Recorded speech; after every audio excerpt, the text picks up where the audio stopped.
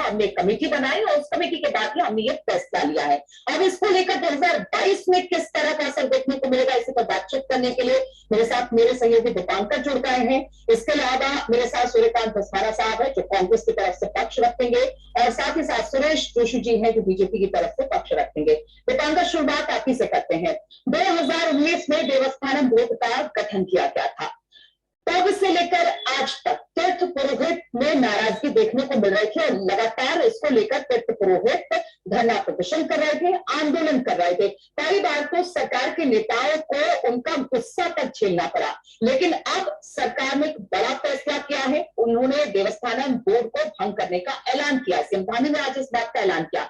इसका किस तरह का असर और बीजेपी का ये ऐलान कितना बड़ा ऐलान कहा जा सकता है?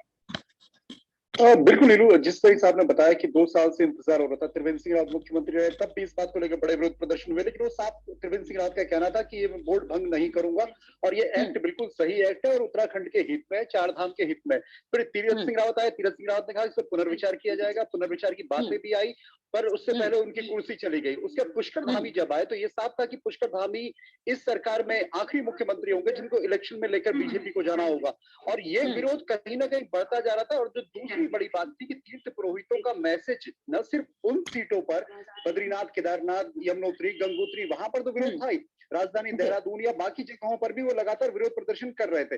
और ऐसे में जो उत्तराखंड का, अगर आप बाहर से देखेंगे, अगर आप इसे मध्य प्रदेश में बैठ के देखेंगे, आप इसे तमिलनाडु में बैठकर देखेंगे, आप इसे केरल में बैठकर देखेंगे, तो बीजेपी जिस हिंदुत्व की लाइन पर चलती है और बीजेपी के प्रो माना जाता है यहाँ पर तीर्थ पुरोहितों को, तो पूरे देश भर में एक मैसेज इस तरीके का जा रहा था कि कहीं ना कहीं जो जिस धर्म की बात बीजेपी करती है उस पर कहीं ना कहीं इस एक्ट से चोट हो रही है। और ये मजबूरी थी। बाद में ये मामला फिर अमित शाह जो गृह मंत्री है उनके सामने गया, जेपी नड्डा जो राष्ट्रीय अध्यक्ष है उनके सामने गया, जो बीजेपी के राज्यसभा सांसद अनिल बलूनी, उन्होंने इस मामले में पहल की, पुरोहित दिल्ली तक गए, सुब्रमण्यम स्वामी जो बीजेपी के नेता है इस मामले को लेकर सुप्रीम कोर्ट तक गए। सुप्रीम कोर्ट में अभी भी यह मामला वहां पर पेंडिंग है, लेकिन अब तो खैर मुख्यमंत्री सीधे घोषणा कर ही चुके हैं। लेकिन पूरे देश में एक परसेप्शन ये बना कि उत्तराखंड में कहीं ना कहीं पुरोहितों के साथ गलत हो रहा है, और पुरोहित यानी ब्राह्मण यानी कहीं ना कहीं जो हिंदूवादी एक जो छवि बीजेपी की है उसको कहीं ना बीजेपी का लॉस था। तो आप देखेंगे केदारनाथ में जब प्रधानमंत्री आए थे 5 तारीख को, और उस दिन ये बात कही गई थी कि 30 नवंबर को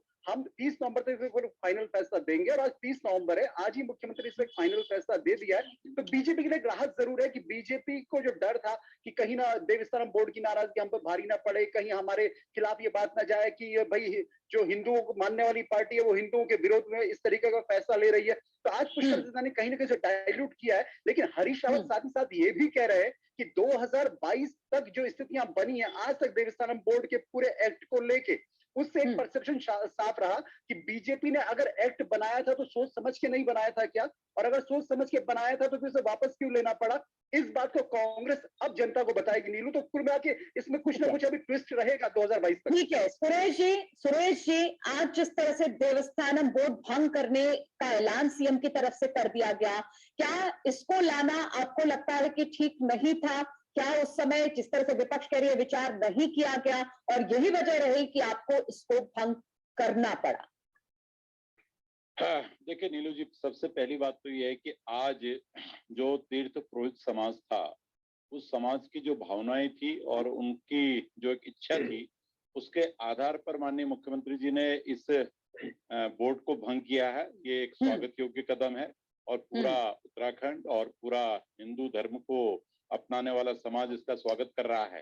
देखिए, इसमें मैं शुरू से इस बात को कहते आ रहा हूं कि अगर हम 2019 की बात करें जिसमें एक्ट आया था, उस समय भी एक्ट के पीछे का जो प्रयोजन था, वो प्रयोजन ये था कि भाई इस एक्ट को लाने के बाद जो 4 धामों के अंदर या जो उत्तराखंड से इस बात को हजारों वर्षों से हमारे जो है कि जितने तीर्थ पुरोहित हैं और ब्राह्मण समाज के लोग हैं इस काम को कर रहे थे, और उनके साथ कई लोग और भी रिलेटेड थे। सिर्फ इसमें हम यही नहीं कह सकते कि तीर्थ पुरोहितों में सिर्फ ब्राह्मण समाज के लोग थे। तो उनकी आपत्ति शुरू से ये इस बात की थी कि पूजा पद्धति जो इस प्रदेश के अंदर 4 धाम में होती है या अन्य मंदिरों में होती है, वो यथावत जारी रहे।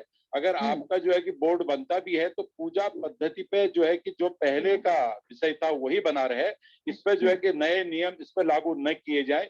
इस बात को लेकर के जो सबसे बड़ा आंदोलन था वो इस बात को लेकर के था।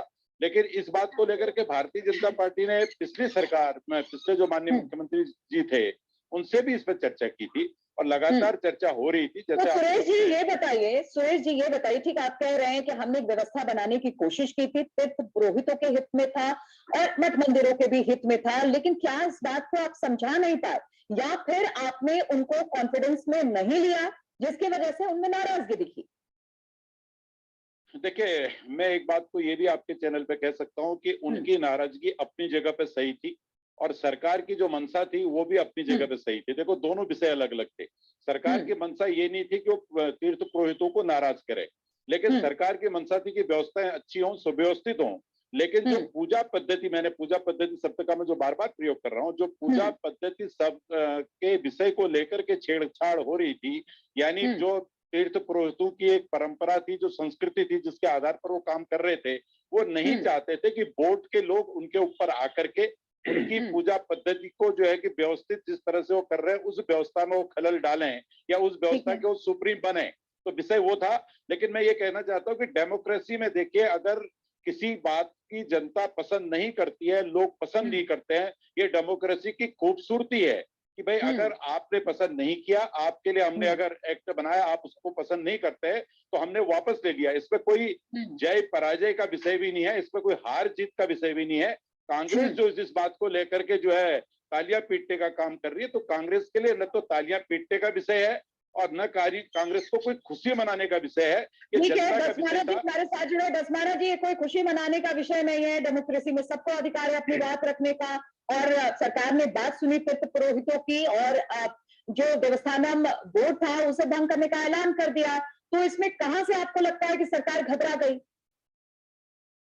नीरू, दो तीन बातें बड़े जल्दी से समाप्त करूंगा। पहली बात तो ये है कि जब ये बोर्ड का प्रस्ताव कानून बिल के रूप में आया, सबसे बड़ी जो चूक करी भारतीय जनता पार्टी ने कि जो हक हकूकदारी थे, और ये केवल पंडा पुरोहित कह रहे हैं, केवल पंडा पुरोहित नहीं, वहां पर खच्चर चलाने वाला, वहां पर डोली चलाने वाला, वहां पर छोटा रेस्टोरेंट चलाने वाला, 4 धाम यात्रा से जुड़े हुए जितने स्टेक होल्डर्स थे, उनको किसी को भी कॉन्फिडेंस में लेने का काम सरकार ने नहीं किया, पहली बात। दूसरी बात, राज्य में जब ये प्रस्ताव लाया गया बिल के रूप में विधानसभा में, तो विपक्ष ने ये पुरजोर तरीके से कहा कि प्रवर समिति को ये बिल भेज दिया जाए। वहां पर व्यापक चर्चा होने के बाद और इसमें मंथन होने के बाद इसको बिल के रूप में लाया जाए। सरकार ने टर्न डाउन कर दिया। और आपको मैं सबसे इंपॉर्टेंट बात ये बताता हूँ कि लोकायुक्त बिल, जिसको विपक्ष ने समर्थन दिया, सरकार का बिल था, गवर्नमेंट का बिल था, और विपक्ष ने कहा ले आइए, उसको प्रवर समिति को सरकार भेज देती है। लेकिन राज्य की जो लाइफ लाइन है, जिससे लगभग 5 लाख परिवारों का रोटी रोजी सब कुछ जुड़ा हुआ है, उस इंपॉर्टेंट बिल को प्रवर समिति को नहीं भेजा गया। पहले दिन जब ये बिल लाया गया, कांग्रेस पार्टी ने विधानसभा में इस बात का विरोध किया और सड़क में भी हमने विरोध किया, और हमने उस दिन ही कह दिया था जिस दिन इसको पास किया गया था कि सरकार पे आने पर सबसे पहला काम हम इसको स्क्रैप करेंगे। 2 साल तक 3 मुख्यमंत्री आपने बदल दिए, लेकिन आप एक बिल पर कोई निर्णय नहीं कर पाए। आपने त्रिवेंद्र जी को हटाकर तीरथ बना दिए, तीरथ जी को हटाकर धामी जी बना दिए। 2 साल तक वो लोग जिनके हाथों में घंटी और शंख होना चाहिए था, जिन लोगों के हाथ में पूजा का काम होना चाहिए था, वो सड़कों पे आपके स्क्रीन में नारे लगा रहे हैं। 2 साल तक सरकार तमाशा देखती रही। आप कह रहे हैं कि खुशी की बात क्या है? खुशी की बात यह है कि जनता के दबाव में, तीर्थ पुरोहितों के दबाव में, और भारतीय जनता पार्टी आगामी जो 3 महीने बाद चुनाव होने वाला है उसकी हार के डर से आज इन्होंने इसको विड्रॉ किया है। 12 डिबेट्स कम से कम ऐसी हैं, मुझे याद है सुरेश जोशी जी इस बिल को डिफेंड करने के लिए आपके चैनल से लेकर के तमाम चैनल्स में मेरे साथ बहस कर रहे थे, इसकी अच्छाइयां बता रहे थे, इसकी खूबियां बता रहे थे, और सबसे बड़ी बात, पंडा पुरोहितों को कांग्रेस का एजेंट बता रहे थे।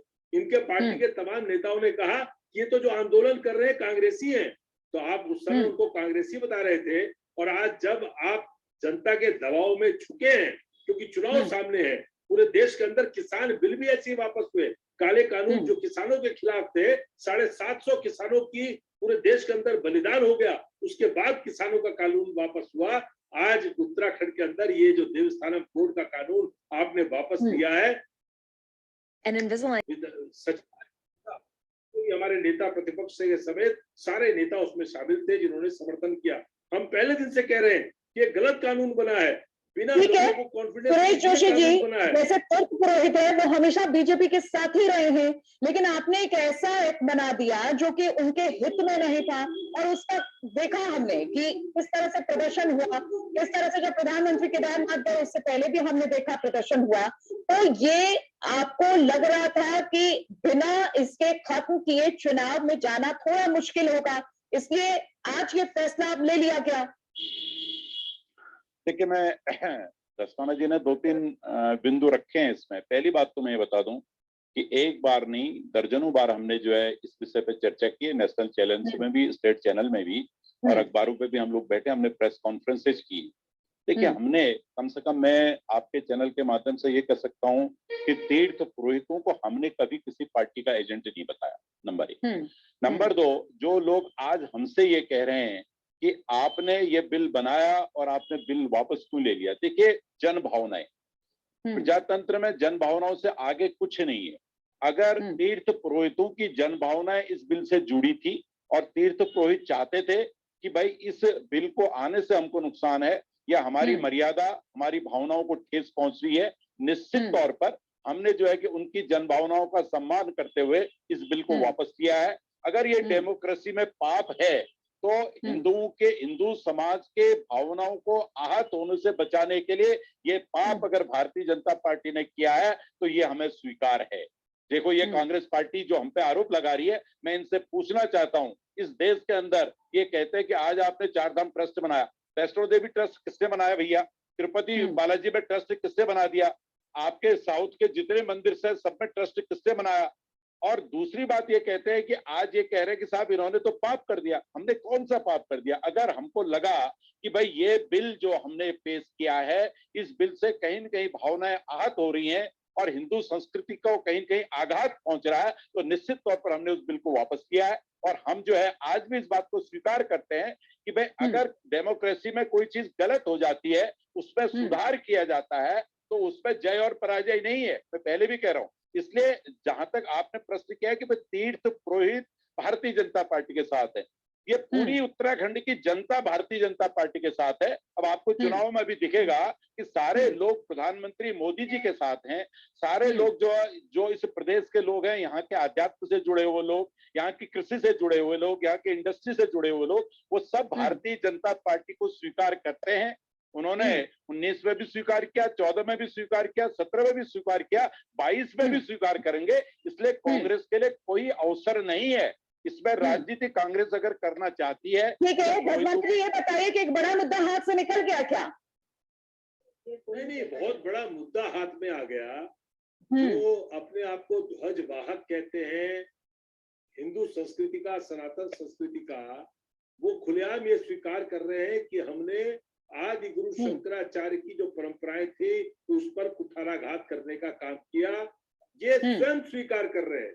और आदि गुरु शंकराचार्य ने जो व्यवस्था हमारे बद्री विशाल, जहां जो मोक्ष धाम भी जिसको कहते हैं, पूरे देश के अंदर 3 धामों के बाद जब आदि गुरु शंकराचार्य बद्री धाम की, बद्री आश्रम की स्थापना करने आए, तो उन्होंने एक परंपरा का यहाँ पर स्थापित की और उस परंपरा को ध्वस्त करने का काम, उससे छेड़छाड़ करने का काम किसने किया?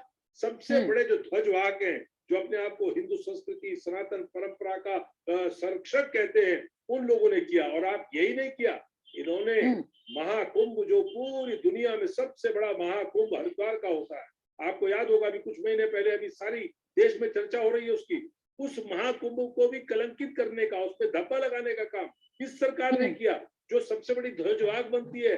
90 लाख लोगों की डुबकी लगाने का दावा बीजेपी की सरकार ने किया। और आपको पता है 1 लाख आरटीपीसीआर नकली, 1 लाख आरटीपीसीआर नकली, मतलब लोगों की जान से खेलने का काम आप कर रहे हैं। ठीक है, सुरेश जी से इस पर जवाब लेंगे, लेकिन इस वक्त महान स्वामी रूपेंद्र प्रकाश जी भी हमारे उनको हम इस वक्त जोड़ लेते हैं। स्वामी जी, आज जिस तरह से देवस्थानम बोर्ड को भंग करने का ऐलान कर दिया गया है, जिस चीज की मांग लगातार साधु संतों की तरफ से की जा रही थी, पुरोहितों की तरफ से की जा रही थी, आप खुश हैं इसको लेकर? बिल्कुल, ये बहुत अच्छा निर्णय उत्तराखंड सरकार का है। और जिस प्रकार से तीर्थ पुरोहित और संत समाज में देवस्थानम बोर्ड को लेकर नाराजगी थी और हम सब लोगों ने उस पर आपत्ति प्रकट की थी, सरकार ने उस पर ध्यान दिया और उस देवस्थानम बोर्ड को भंग किया। मेरा इतना कहना और है कि जिस प्रकार से मठ मंदिरों की पूजा अर्चना और उसकी जो व्यवस्था है वो महंत और अन्य जो पुरोहित के द्वारा की जाती है, वो अनादिकाल से की जा रही है। उसके द्वारा बोर्ड बनाकर और सरकार अपने हाथ में लेकर करे, ये कोई भी मठ मंदिर के पुरोहित या संत समाज उसको स्वीकार नहीं करेगा। और संतों की पहले से ही मांग रही है, जिस प्रकार से जम्मू कश्मीर में श्राइन बोर्ड और अन्य देश भर के जिन मंदिरों का अधिग्रहण सरकारों ने किया है, उन सब की भी मुक्ति हो। बहुत बड़ी मात्रा में मंदिरों का चढ़ावा विभिन्न प्रकार के कामों में सरकार उसको खर्च करती है। वहां पर कोई आईएएस रिसीवर बनते हैं, पूजा अर्चना की कोई व्यवस्था ठीक प्रकार से नहीं होती। इस प्रकार से आने वाले समय में ये जो हमारे उत्तराखंड के 4 धाम जो बहुत ही महत्वपूर्ण स्थान रखते थे, इनकी आड़ में धीरे धीरे अन्य जो मठ मंदिर थे उनका भी अधिग्रहण होता और एक बहुत बड़ा मुद्दा ये देश भर के लिए बनता। तो स्वामी जी, इसमें परेशानी क्या थी? सरकार ये कह रही थी कि मठ मंदिरों का भी विकास होगा, जो तीर्थ पुरोहित है उनको भी सही तरीके से वो चला पाएंगे अगर किसी तरह से बोर्ड बना दिया जाता है, क्योंकि वैष्णो देवी का बोर्ड है वो भी अच्छी तरीके से काम कर रहा है। इसी सोच के साथ सरकार ये एक्ट लेकर आई थी। परेशानी क्या थी यहाँ पर जिसको लेकर लगातार विरोध हो रहा है? सरकार पर काम करने के लिए बहुत काम है। सरकार सब चीजों को अपने हाथ में लेने का प्रयास क्यों करती है? अनेकों काम सरकार के पास है, अनेकों मंत्रालय है। सरकार को अगर ऐसा ही करना है तो इसके लिए सरकार को धर्मस्व बोर्ड बनाए और एक धार्मिक मंत्रालय का गठन करे। धार्मिक मंत्रालय साधु संतों से और पुरोहितों से विचार विमर्श करने के बाद उस एक्ट को अगर बनाना था तो उसके विधि अनुसार अन्य लोगों से भी उसकी सलाह ली जाती। उसमें केवल कुछ इस प्रदेश को चलाने वाले ऐसे आईएएस अधिकारियों ने केवल हमारे ड्राफ्टिंग की और वो बोर्ड बन गया, लेकिन उसमें सभी संतों का बिल्कुल सुरेश जी, इसी बात की नाराजगी थी कि पूछा नहीं गया, किसी तरह का गठन नहीं, साधु संतों को शामिल नहीं किया गया। जो तीर्थ पुरोहित लगातार पुष्टों से पूजा मंदिरों में कर रहे हैं उनसे नहीं पूछा गया।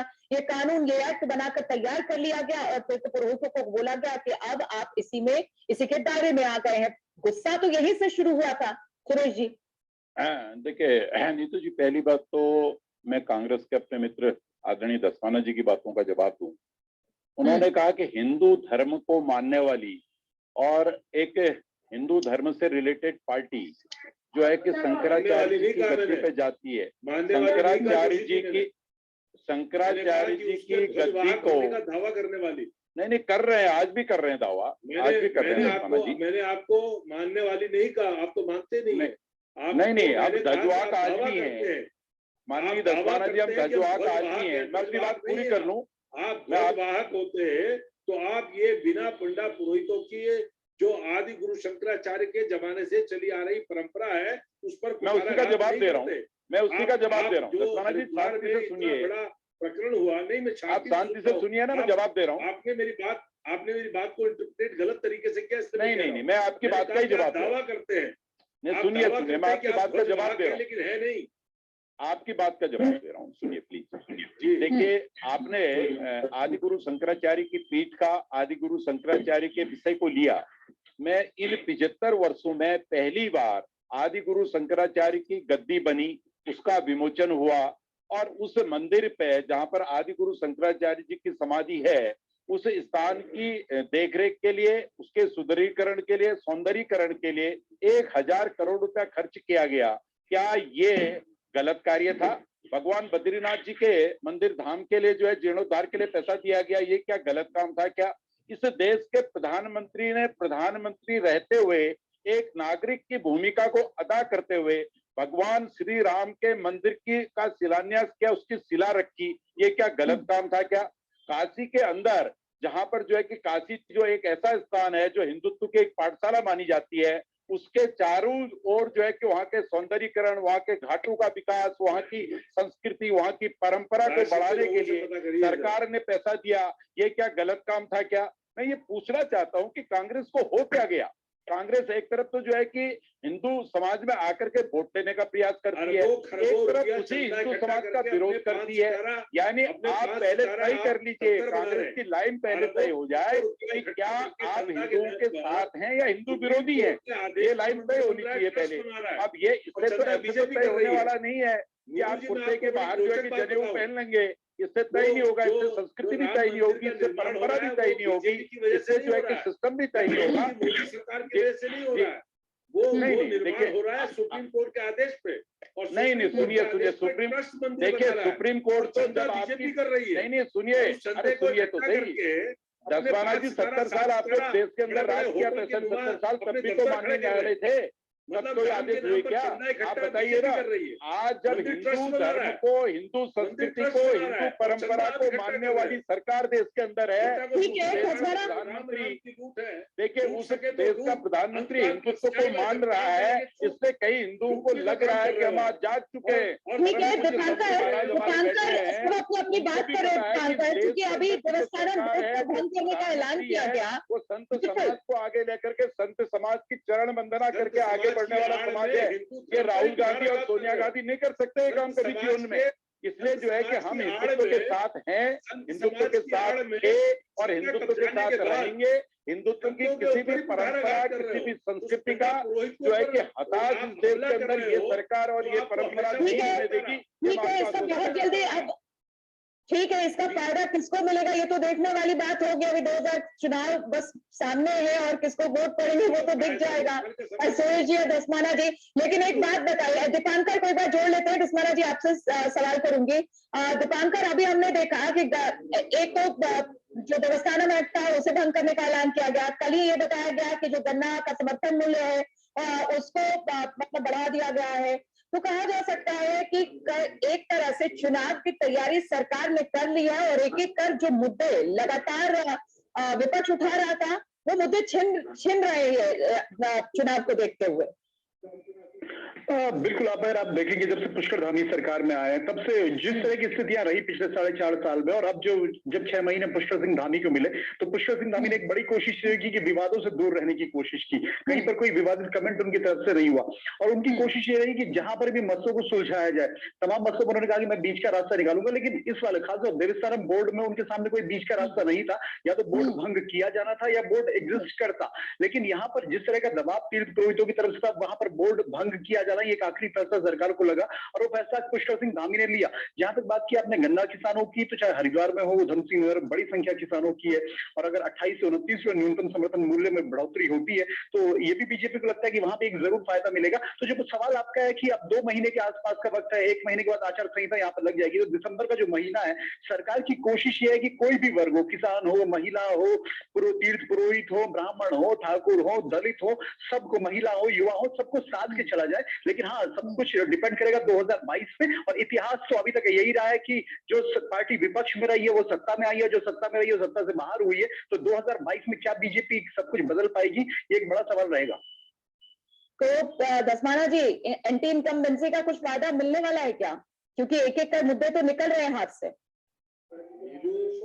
इस प्रदेश की जनता भूलेगी नहीं जिस प्रकार से जनता के दिया हुआ 57 विधायकों का प्रचंड बहुमत, उसका अपमान आप लगाइए। 3 मुख्यमंत्री, कमाल की बात है, किसी ने त्रिवेंद्र जी के नाम पर वोट नहीं दिया था, तीरथ जी के नाम पर वोट नहीं दिया था, धामी के नाम पर वोट नहीं किया था, प्रधानमंत्री का आश्वासन पर वोट दिया था कि डबल इंजन की सरकार बनाओ, बेरोजगारी दूर होगी, डबल इंजन की सरकार बनाओ, किसानों का कर्जा माफ होगा, डबल इंजन की सरकार बनाओ, लोकायुक्त आएगा, डबल इंजन की सरकार बनाओ, इस राज्य के अंदर आबाद गति से विकास होगा।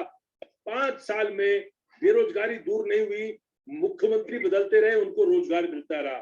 5 साल में किसानों का कर्जा माफ नहीं हुआ, 21 किसानों ने इस प्रदेश के अंदर आत्महत्या करी। 5 साल लेकिन अच्छा एक बात बताइए दसमाना जी, एक जो जनता है, ठीक है, एक बार बीजेपी, एक बार कांग्रेस, लेकिन यही इतिहास तो कांग्रेस का भी रहा है। कभी भी दारान दत्तेवारी को छोड़ दीजिए, उसके बाद तो किसी ने पूरे 5 साल तक तो राज ही नहीं किया। वो जनता की समस्याओं को क्या उठाएंगे? आपसी कलह में ही जूझे रहे पूरे टाइम। आप देखिए 10 साल के कार्यकाल में 6 मुख्यमंत्री किसने दिए? 10 साल के कार्यकाल में 6 मुख्यमंत्री इन्होंने दिए, और दो मुख्यमंत्री इन्होंने दिए जब इंटरिम सरकार रही, कोश्यारी जी और स्वामी जी। मतलब 10 मुख्यमंत्री, 8 मुख्यमंत्री आपकी सरकार इस राज्य को 21 सालों में दे रही है। इस प्रदेश के अंदर मैं आपसे सबसे इंपॉर्टेंट बात करना चाह रहा हूँ कि जो सर्जिकल स्ट्राइक रसोई पे हुई है, जो गैस का सिलेंडर 410 रुपए से और 1000 रुपए का हुआ है, राशन में चीनी और यहाँ पर मिट्टी तेल खत्म करने का काम हुआ है। प्रदेश के अंदर 5 साल में कोई पुलिस की भर्ती नहीं निकली, 40% कमी है पूरे प्रदेश के अंदर थानों में सिपाही, हेड कांस्टेबल, दरोगा की। पूरे प्रदेश के अंदर 5 साल तक पुलिस की भर्ती नहीं हुई, पूरे 5 साल तक प्रदेश के अंदर विभागों में भर्ती नहीं हुई। बेरोजगारी की दर 23% इस राज्य में रिकॉर्ड है बेरोजगारी दर का। महंगाई दर जो है राष्ट्रीय महंगाई दर से ऊपर है। मैंने आपको बताया पेट्रोल और डीजल में जिस प्रकार से 3.5 लाख करोड़ से लेकर 4.5 लाख करोड़ रुपए की लूट जनता की जेब से हुई है। 100 रुपए पार पेट्रोल, 100 रुपए पार डीजल। ठीक है, ये तमाम मुद्दे तो रहने वाले हैं। सुरेश जी ये बताइए, क्योंकि 3 मुख्यमंत्री तो बदल गए हैं, तीसरे मुख्यमंत्री हैं और अब चुनाव में जाने वाला है प्रदेश। और सबसे बड़ी बात ये रही कि आप ही के एक मुख्यमंत्री ने देवस्थानम बोर्ड का गठन किया था, अब उसे वापस ले लिया गया। क्या आपको लग रहा है कि चुनाव मुश्किल है तो इस तरह के फैसले लिए जाए जिनसे जो भी अभी तक स्थिति बनी है बीजेपी के लिए उत्तराखंड में, उससे बाहर निकलकर जनता के बीच जाए इन्हीं सब मुद्दों को? क्योंकि सब चीजें, देवस्थानम बोर्ड का गठन भी आप ही के समय हुआ, वापस भी आपने ले लिया, तब भी बात नहीं की थी, अब ऐलान कर दिया गया है। देखिए, पहली बात तो मैं आपको ये बतलाऊं, ये 5 वर्ष की जो सरकार चली, इस 5 वर्ष की सरकार ने 5 वर्षों में अगर हम रोजगार की दृष्टि से कहते हैं तो लगभग मैं कह सकता हूं कि प्रत्यक्ष अप्रत्यक्ष हमने, अगर हम सरकारी क्षेत्र के रोजगार की बात करें तो हमने 15,000 के लगभग सरकारी क्षेत्र में हमने रोजगार दिया है। हमने 4 दिन पहले इनके सबसे बड़े नेता हरीश रावत जी को, अरे सुन तो लो भैया, अब मैं आप बहुत शांति से आपकी बात दसमाना जी सुन रहा था। अब ये गलत बात है ना, आप ये गलत बात मत बोलिए ना, आप गलत आंकड़े तो आप ही बात करिए। मैं पूछ रहा हूँ कि अब आप ही कर दीजिए बात। बताइए कि आपने, अरे भैया तुमने जो प्रश्न किया उसका उत्तर तो ले लो पहले। 5 साल के अंदर आपने जो प्रश्न किया उसका उत्तर लो ना। 5 साल में आपने स्वास्थ्य विभाग में भर्ती करी क्या? 5 साल में मैं बता रहा हूँ ना, अरे मैं बता तो रहा हूँ, नर्सिंग स्टाफ चाहिए। अरे आप कमाल की बात मैं बता रहा हूँ ना, देश की जनता त्राहिमाम कर रही है। अरे जब सुनोगे तब तो बताऊंगा, आप टाइम किल करने के लिए बैठे। ठीक है, एक बार दसमाना जी सुरेश जी को सुन लेते हैं, उसके बाद सुनिए, मैं आपको बताना चाह रहा हूँ। देखो, ये आरोप इस तरह के लगाते हैं जिनमें ना हाथ होता, ना पांव होता, ना सिर होता, ना नाखून होता। मैंने इनके माननीय मुख्यमंत्री जी जो पूर्व मुख्यमंत्री थे पहले वाले, उनको हमने पत्र लिख करके बता दिया। उन्होंने कहा कि 3200 लोगों को अगर भारतीय जनता पार्टी की सरकार में रोजगार मिला होगा तो मैं इस्तीफा दे दूंगा। हमने उनको सूची दे दी है 15,000 की। हमने उनसे ये पूछा, आप इस्तीफा किससे देंगे? आप जो है कि कोई राज्यसभा लोकसभा के सांसद नहीं है, आप विधायक है नहीं, कांग्रेस पार्टी ने आपको जो है कि अपने महत्वपूर्ण जिम्मेदारी से मुक्त कर दिया है। अगर आप वास्तव में सच्चे एक राजपूत हैं उत्तराखंड के, तो आपको जो है कि 2022 के चुनाव से अपने को अलग रखना चाहिए, क्योंकि आपकी जवान है। आपने बोला कि 3200 का दे दो तो मैं इस्तीफा दे दूंगा, हमने दे दिया उनको हिसाब किताब। अब ये कह रहे स्वास्थ्य विभाग में आपने रोजगार नहीं दिया। मैं इनको बताना चाहता हूँ, 822 डॉक्टरों की हमने लोकसभा आयोग के तहत नियुक्ति की थी, जिसमें 602 डॉक्टरों ने ज्वाइन कर दिया है। ये क्या स्वास्थ्य विभाग के अंदर डॉक्टर से नहीं आते हैं क्या? इनसे पूछो, ये डॉक्टर तो स्वास्थ्य विभाग में आते ही नहीं आते हैं। आज जो है कि लगभग 2200 जो आपकी नर्सेज हैं या जो आपके वार्ड बॉयज हैं, उसको हमने संविदा के आधार पर तात्कालिक नियुक्ति दी है। ये लोग क्या स्वास्थ्य विभाग में आते हैं नहीं आते हैं? ये स्वास्थ्य विभाग की बात सुन लें। ये जो गन्ना किसानों की आज ये बात कर रहे हैं, मैं इनसे पूछना चाहता हूँ, 800 करोड़ रुपया जिस समय इन्होंने सरकार छोड़ी थी, गन्ना किसानों का पैसा देना था, वो इस सरकार ने किया। क्या वो डबल इंजन को दिख रहा है, नहीं दिख रहा है? आज ये कह रहे हैं कि किसके नाम पर वोट मांगेंगे? हम जनता से अपने किए हुए कामों के आधार पर वोट मांगेंगे। 40,000 करोड़ रुपया हमने सिर्फ सड़क और रेलवे ट्रैक के लिए इस प्रदेश में दिया है, जिसमें से 22,000 करोड़ रुपया खर्च हो गया है। हम उस आधार पर वोट मांगेंगे। हमने जो रोजगार दिया, हम उस आधार पर वोट ठीक है, दसमाला जी ये कह रहे हैं हम अपने काम के आधार पर वोट मांगेंगे, चाहे वो किसानों के लिए हो, चाहे वो नौजवानों के लिए हो, चाहे वो तीर्थ पुरोहितों के लिए हो। लेकिन कांग्रेस का आधार क्या रहने वाला है वोट मांगने का? क्योंकि वक्त खत्म हो रहा है। 100 रुपए किलो टमाटर, 120 रुपए किलो मटर, 50 रुपए किलो प्याज, 35 रुपए किलो आलू, 1,000 रुपए का गैस सिलेंडर, 100 रुपए डीजल, 100 रुपए पेट्रोल, ये रहेगा हमारा। बेरोजगारी 23%, पूरे प्रदेश के अंदर प्रसूता बहनें उनके जान निकल जा रही है, हायर सेंटर में रेफर हो रही है। भोपेश्वर से एक बहन रेफर हुई हायर सेंटर श्रीनगर के लिए, और रुद्रप्रयाग में लेबर पेन हुआ। बस के डायरेक्टर, बस के इनका जो सबसे बड़ा मुद्दा रहेगा, कोरोना काल में जो इलाकों में राजनीति कर रहे थे, जो फोटो दिखा रहे थे, उसके एल्बम बना के घूम रहे थे। ठीक है, आप लोगों ने अपनी बात कर दी, लेकिन बिल्कुल क्योंकि वक्त हमारे पास बस इतना ही है, वक्त खत्म हो रहा है, इसलिए बहुत बहुत शुक्रिया। आपने चैनल सब्सक्राइब नहीं किया है तो इस चैनल को सब्सक्राइब कीजिए, बेल का आइकन भी दबाइए, ताकि जैसे मैं कोई वीडियो डालूं उसकी इन्फॉर्मेशन आपको मिले। अगर आपको वीडियो अच्छी लगी तो लाइक करें और अपने दोस्तों के साथ शेयर करें।